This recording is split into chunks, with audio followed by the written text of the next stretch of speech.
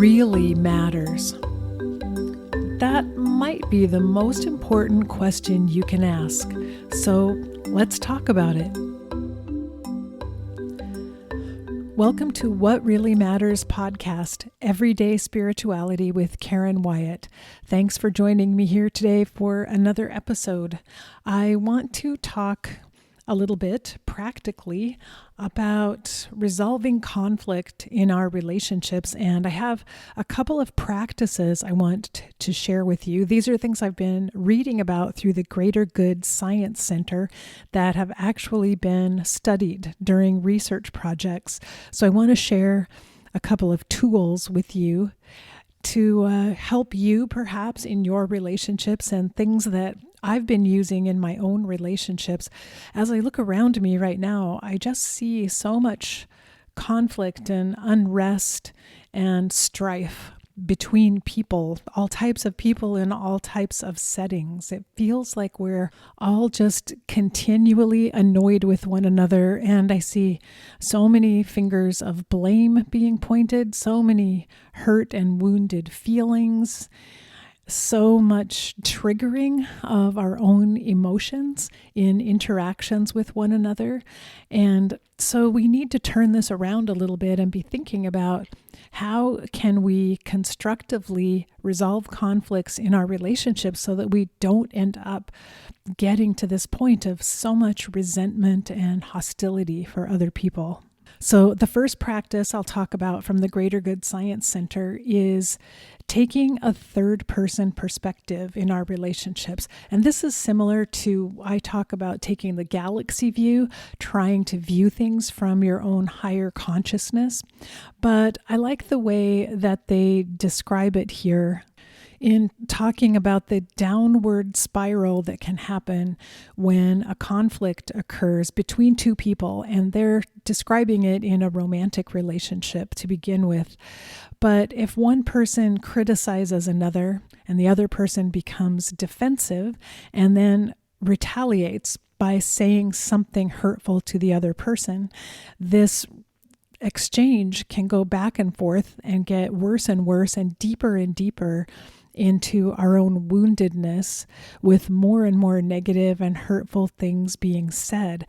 And emotions go out of control, and anger continues to spiral, and the defensiveness and the separation between the two people grows larger and larger as this argument progresses. And raise your hand if you've ever been in a conflict like this. Maybe something that started so simply like asking, why did you leave the milk on the counter? And, 15 minutes later, knives are out and you're having the biggest, worst shouting match you've ever had in your life, talking about each other's parents and families and bringing up all kinds of old history between you. So this downward spiral can be very damaging to our relationships. It can take a while to recover from the pain that we heap upon each other when we get into this kind of cyclical conflict and attacking one another. And sometimes we don't fully heal. Like sometimes the damage we do during one of these arguments becomes the fuel for the next argument and gets added to and built upon in layers each time another conflict occurs. So this tool of trying to learn how to interrupt the spiral and how to take a different perspective on the conflict that has happened is very helpful in the present moment, but it's also helpful for the future, for other times in the future when we may have conflicts that arise. At least we're not adding to the layer of baggage that we're carrying, which may help us get through a future conflict more easily, but we're also learning a new tool that we can use in the future as well. So the example that they use of a situation in which we need to take a higher perspective is one in which our partner cancels dinner repeatedly. And we feel hurt because it seems that that partner doesn't respect us, doesn't care about us, because they're not honoring the plans that we have made and not following through.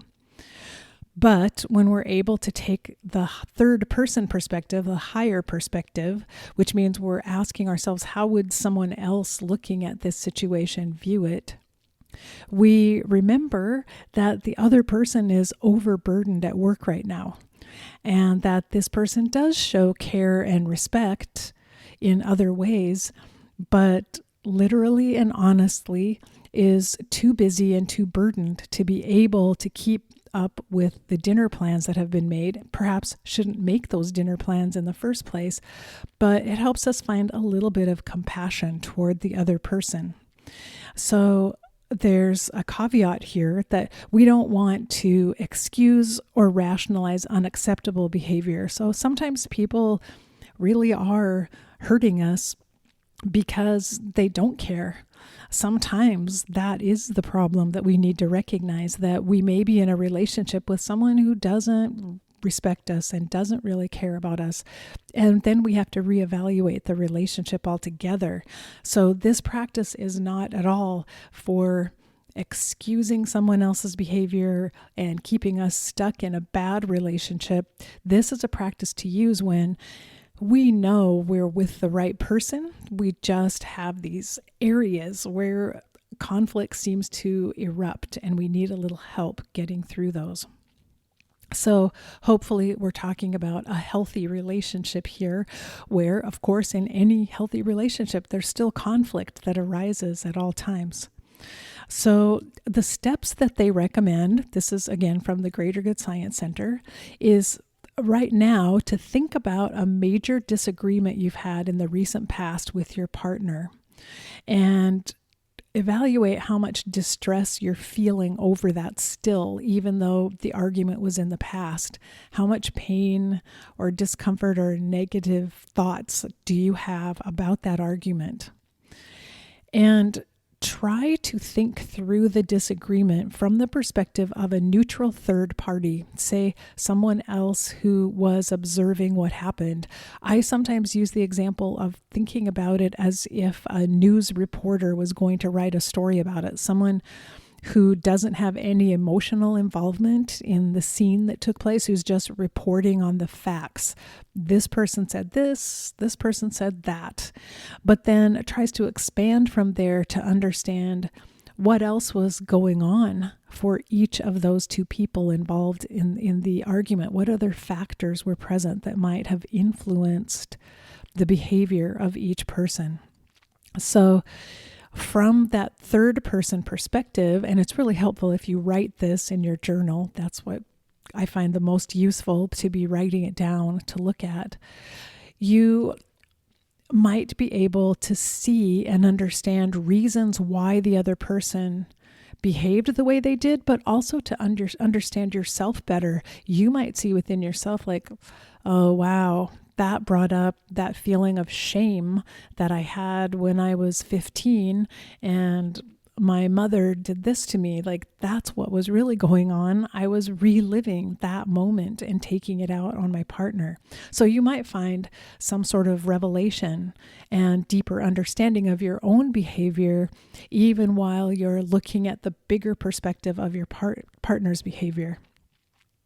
So the next thing to do is actually think about the obstacles to taking this bigger perspective of the argument. The ideal would be if you could get into that perspective in the middle of the argument, because it may help you not escalate things if you suddenly recognize, like, oh, well, I suppose part of the reason you're acting this way, or that you did that, or the reason you're saying this is because of all the stress you've been under, is because of something else that's happening in your life. Maybe that's contributing to this.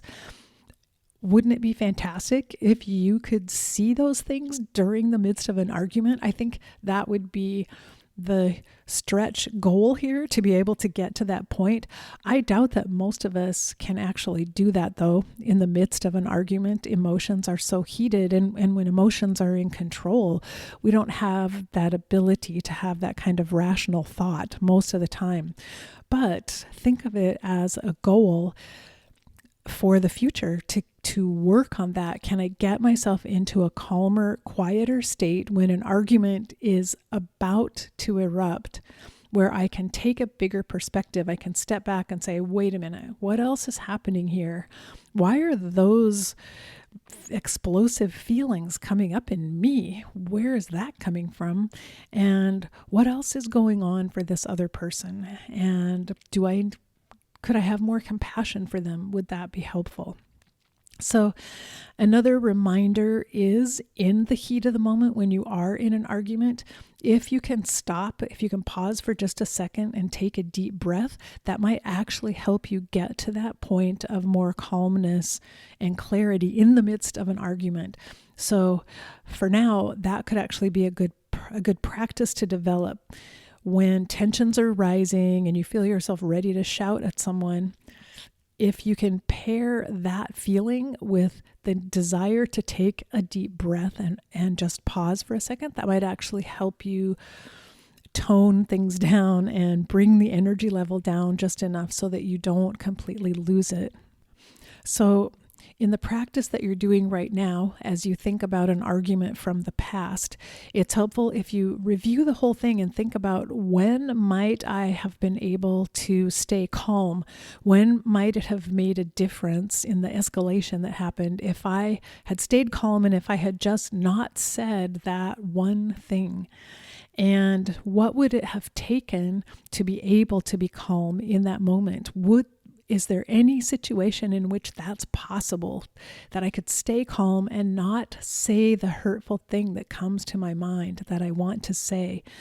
Is there any way that I can reevaluate it and stop? Because for one thing, we don't want to just repress and eliminate the hurtful things that come to mind, because oftentimes those are clues to our own wounds, to what needs to be healed within us. So we do want to be able to look at, wow, I thought of saying this, and it's horrible and it's really hurtful, but where did that come from? And it can be a clue to a way in which we're wounded and still hurting deep inside, and something that we need to focus on within ourselves. And sometimes it's also a clue to an underlying issue that needs to be resolved in the relationship. A problem that maybe hasn't been addressed in a healthy way for a long, long time, that keeps coming up over and over again. So it may be a clue that we have some work to do here. We're not going to do that work in the middle of an argument, but in the future, at another time, when we're both calm and when we're feeling close and intimate, that might be a time when we could talk through what was happening when both of us got triggered, and how can we become healthier as a couple to address that. So by no means am I saying ignore or eliminate the hurtful things that come to mind to say. It's helpful if you don't always just say them, but if you notice them and remember them so that you can look at that more deeply at another time, I think that can be really helpful. And then they suggest that you just commit to try to use this third-party perspective during interactions and disagreements with your partner for a certain amount of time in the future. Kind of do a little study. And you have to be intentional. You have to really want to try to do this to de-escalate your arguments. And it may be helpful if you get your partner to do it as well. And to say, what if we each commit to trying to stop ourselves? And it's really important to do this earlier in the conflict, maybe right away in the conflict. Like, wow, that person just asked me why I left the milk out, and I feel overwhelmed with shame, and I want to defend myself, and I want to yell at them about something they did that they overlooked or forgot last week. But why am I so shamed about that? It's not that big a deal that I left the milk out for an hour. So be willing to start to look at the very initial conflict as soon as it happens, before things escalate. That's the point at which you have the best chance of intervening. You have to also be willing to be vulnerable, because in this process of finding a better way to work through conflict with your partner, you need to be able to share your inner world and what's happening inside of you. You need to be able to talk about your wounds. You need to be able to listen to your partner talking about wounds as well. So it's going to take a little work to get comfortable with that level of vulnerability as well. And sometimes we may decide I'd rather argue than talk about how I actually feel deeply hurt and ashamed inside, and I feel like I'm a 5-year-old child inside. I'd rather argue with you than tell you that that's what's happening within me. That can be true.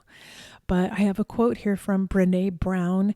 If you've heard of her, she writes a lot about vulnerability and the importance of being vulnerable. She says, vulnerability is the birthplace of connection and the path to the feeling of worthiness. If it doesn't feel vulnerable, the sharing is probably not constructive. So I love that, the birthplace of connection. If we want to have a true, deep, intimate connection with our partner, we have to be willing to be vulnerable.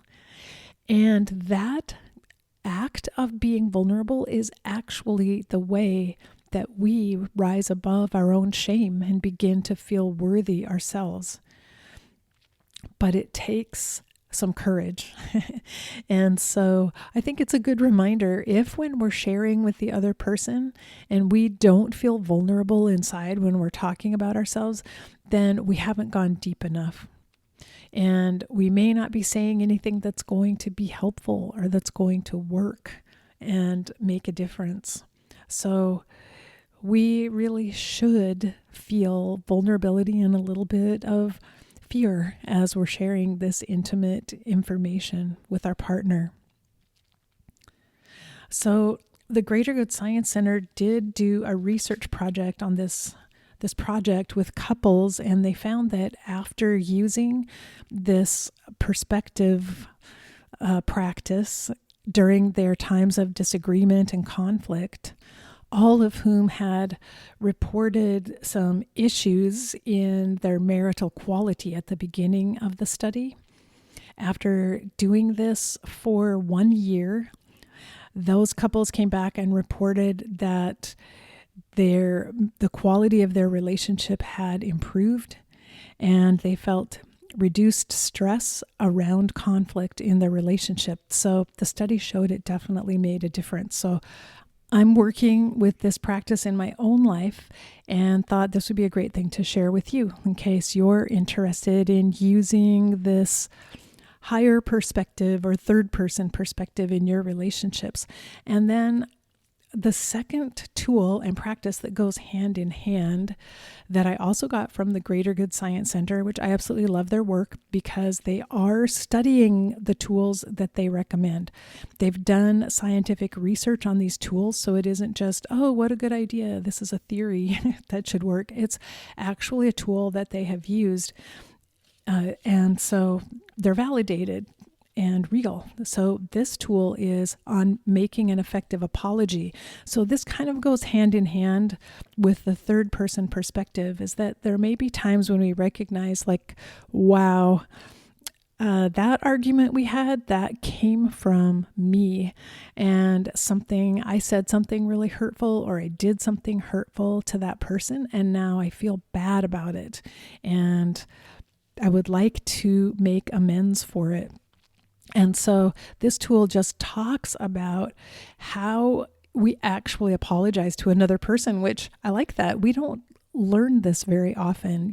No one's there to teach us how to apologize. And we may learn how to say, I'm sorry, or I'm sorry you feel that way, which is a really backwards way of actually blaming the other person when we're supposedly apologizing. I think there are a lot of dysfunctional ways to apologize that may not actually make the relationship better, but I liked these elements of an effective apology that they mentioned and have studied, as I said. So, number 1, the first step, acknowledge the offense. And so this takes some vulnerability. Once again, your ego will feel hurt and scared and wounded and upset that it has to admit that you've done something wrong. But it's really important that you be able to acknowledge that you behaved in a way that you don't feel good about. And so they emphasize making I statements like, I made a mistake rather than saying something mistakes were made, because it's important that you show that you're taking responsibility for your own behavior. So I made a mistake. And also acknowledging that harm occurred and saying, I did something that hurt you is better, as I said before, than saying, oh, I'm sorry that you feel hurt, because then you are turning it around and making it that person's fault that they feel hurt. And that isn't fully taking accountability for your own behavior. So, number one, acknowledge the offense. Number two, provide an explanation. I think this is a tricky one. I think it's okay to say, I was feeling really sick yesterday and had a horrible headache and I didn't behave the way I should. It's okay to say that, but to remember that you're not really making an excuse, because too often I think we may understand the reasons behind our behavior, but that doesn't make our behavior okay. So we're not making an excuse. We're not saying what I did was justified because something else was going on with me. But it may be helpful to the other person if they're hurt, if they have that bigger view of what's going on. You're helping them get more of a third person perspective if they understand that something else was happening for you in that moment that contributed to the bad behavior or the hurtful behavior that you did. It might help that person understand you better, but again, emphasize that this is not an excuse. This doesn't justify how I behaved, but it can be helpful if the other person understands your situation and what else was happening during that conflict that you had. And the third step, so now we've been through number one, acknowledge the offense. Number two, provide an explanation if that's appropriate. And number three, express remorse. So it's okay to say to the person, I feel bad. I feel bad about what I did. It wasn't right. And as much as our ego shies away from feeling shame and humiliation, our ego does not want to go there and does not want to recognize those emotions and those feelings. But I think it's really important that we do look at them and that we're able to talk about them. That, I've been feeling really bad about what I said ever since yesterday.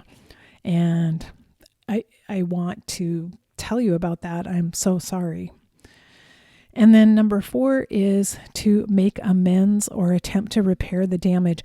Oftentimes it's not possible to make amends. Many times there isn't anything we can do. What we've said or done has already happened. The damage has been done. The person has been wounded. And it's not as simple as, here, let me buy you an ice cream cone. I'll do this. But maybe if the damage is literal damage, like we broke something or damaged something material, and we could replace that for the other person, that could be something to offer. And so it's possible that there may be something that you could do that would help make amends. And this, the Greater Good Science Center gives as an example, maybe you could offer to attend marriage counseling. Maybe you could offer, something else that you could do to help restore trust with the other person. And so I think that's a good idea. But in this area, you really need to talk to the other person to see what actually would be helpful. Is there anything you could do that would help restore trust or help them feel vindicated or respected somehow by the other person? Oftentimes, I think not. Oftentimes, in my experience, there isn't very much that you can do except do better the next time and demonstrate that you're working on it, that you're trying really hard to change your own behavior. And during this process, you might share, if you have taken a third person perspective on the conflict, you might share to the other person your own understanding of how this conflict happened and how you got to the point of doing the hurtful behavior, whatever that was. You might be able to share your reasoning around it with that person, allow them an opportunity to share theirs if they're able to go there. The other person isn't always able to attain your same level of vulnerability and sharing and insight, though. So you can't expect that the other person will come back and mutually apologize or show insight and awareness or give you grace and compassion and acceptance either. The apology is primarily to make sure that you unburden yourself of the shame that you're carrying and you take responsibility for your behavior so that you can be at peace with yourself and have integrity and be whole within. But you have to understand that it may not move the needle for the other person. They may not be at a place where they can forgive or let it go. They may need to stay angry for a while or to stay hurt. That's their issue and their problem. So when you do apologize to another person, you have to be free of attachments and free of expectations that you'll get something back from the other person. You have to be willing to apologize for whatever happens, and knowing that if you're truly vulnerable and honest and transparent, you are going to begin the healing process within yourself, even if for a while the relationship doesn't actually improve. You're going to begin to heal yourself and to gain more awareness and insight into how to behave better in the future and more in alignment with your values and how you would like to behave. So the Greater Good Science Center says that apologies that include these elements, which I'll say again, acknowledge the offense, provide an explanation, express remorse, and make amends, they seem to be more effective than other types of apologies because they satisfy the psychological needs of the offended person and they can restore dignity to the other person. And I think that's really nice. It's ideal if it isn't just a one-way process, though, because, of course, if there's been an argument back and forth, both parties are suffering. Both parties have been disrespected. Both of us need to heal. So it isn't only about helping the offended person heal, but making sure that both of us have the opportunity to recover and to move forward. And so finally, in the study that the Greater Good Science Center did, or this is one they at least reported on, they found that acknowledging responsibility for something done wrong and offering to repair the damage were the most important elements in an apology. So that's just something to keep in mind, that it seems that taking responsibility for all of your behavior, whatever it is, and for all of your emotions, your thoughts, your actions, just for who you are and how you show up in the world, that's one of the most important factors in having genuine, authentic, deeply intimate, real and true relationships with other people. And then being able to say, I will try to make this better. I'm willing to do something to make it better. I think and it's interesting that the study showed that was an important factor. Even though, as I was saying, I think a lot of times there's nothing we can do that's going to fix what has happened in the past. The apology, though, is the first step toward healing it, and that there might not be very much tangibly or physically that we could do that would make things better. But apparently, offering or asking if we can repair the damage, just that alone is helpful, according to the study. So I find that very interesting. So I hope you find, as I do, that learning new tools is really helpful. It just can help shift your mindset sometimes and inspire you. And during these times when we have a whole lot of unrest and discomfort and unhappiness going on all around us, we can learn a few tools that might help us resolve conflict in our relationships better so that we can feel more peace and compassion in our world. So I hope this is helpful to you and makes a difference for you.